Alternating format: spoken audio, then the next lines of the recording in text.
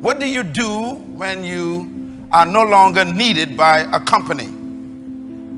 What do you do when you lose your income? What do you do when nothing seems to work out and you're losing your car and your house and your sanity? What do you do when there's not enough to take care of your daily obligations?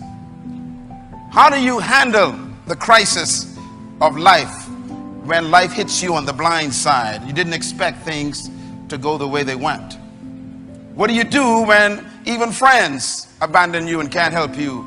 Or when your company has to be shut down, or when you lose a business? What do you do when there's so much pressing on you from creditors? How do you survive when you've been working on a job for 20, 30 years and then they lay you off? And now you're too old to even start a new skill. What do you do when the insurance company doesn't want to insure you anymore because they are assuming that your age doesn't benefit their policy principles?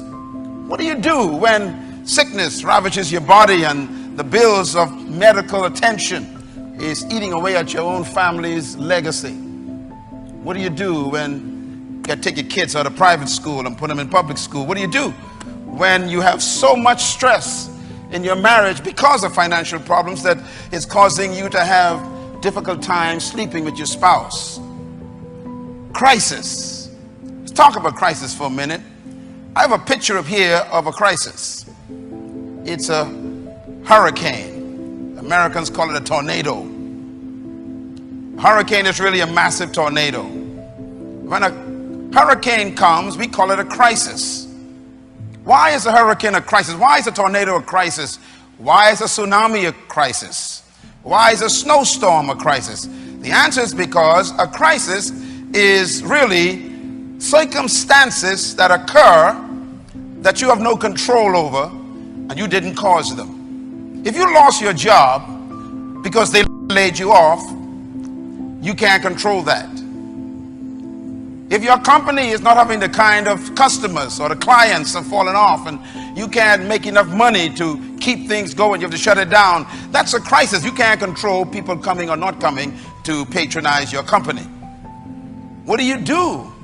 Well, a crisis is an institutional circumstances of either nature or the environment or the system that attacks your equilibrium. But there's some good things about a crisis. The world is in crisis right now. The economy of all the countries in the world seem to be under great turmoil. And in your nation and in the Bahamas here where I live, there's no different. People are having difficulty making it. But I come with good news today. I want you to follow me very carefully on what to do in the midst of that crisis. There's some things that you can do that are based on the kingdom system that will give you the success and the prosperity that you need in the midst of that crisis.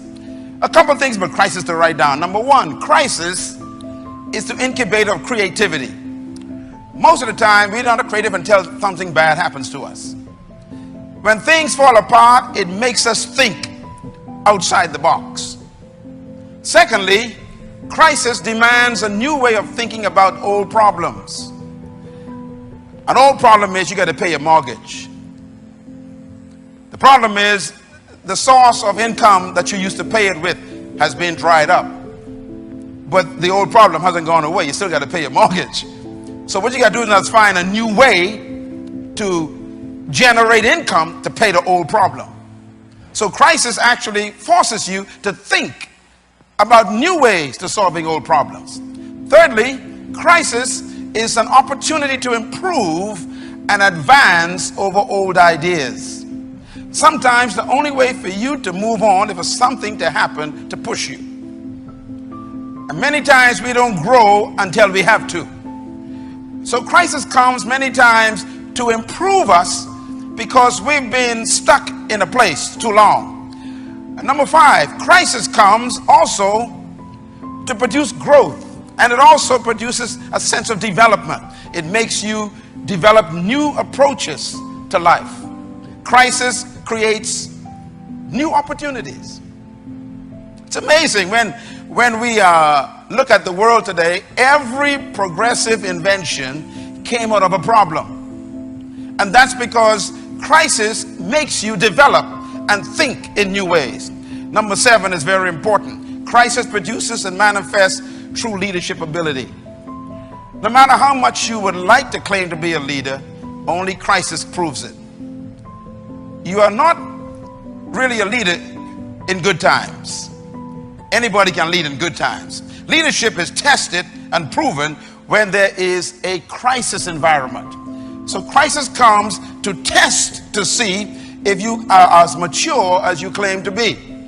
You've been telling people how good God has been. Let's see how good he is when things fall apart. You've been telling me how much faith you got. Well, let's see what kind of faith you have when there has to be situations where things don't look too good and you're not sure how you're going to make it in the morning. In other words, crisis comes to test your leadership ability. Another definition of crisis is that crisis ignites the passion for a renewed vision for your life. Crisis takes you back to what God told you from the beginning. Sometimes you stray away and God got to pull the rug from under you to get you back on the floor. And many times a crisis will take you back to the original idea that God told you from the beginning, and it's called your original vision. And this is one of the good things about a crisis. It takes you back to your passion. Now, I want to therefore talk a little bit about the benefits of crisis. There's a statement made by Shakespeare. You all know Shakespeare, the great playwright. Shakespeare said these words. I love it. He says, "Sweet are the uses of adversity." Say that with me. Sweet are the uses of adversity. That's a deep statement. In other words, he's telling us when things are adverse, when things are in crisis, don't panic, use them. Use them for the positive result. Everything that happens to you could be used to produce something good. That's amazing. Everything. So Shakespeare caught on to something. He realized in his own thinking that adversity can be used to benefit the one under the adversity.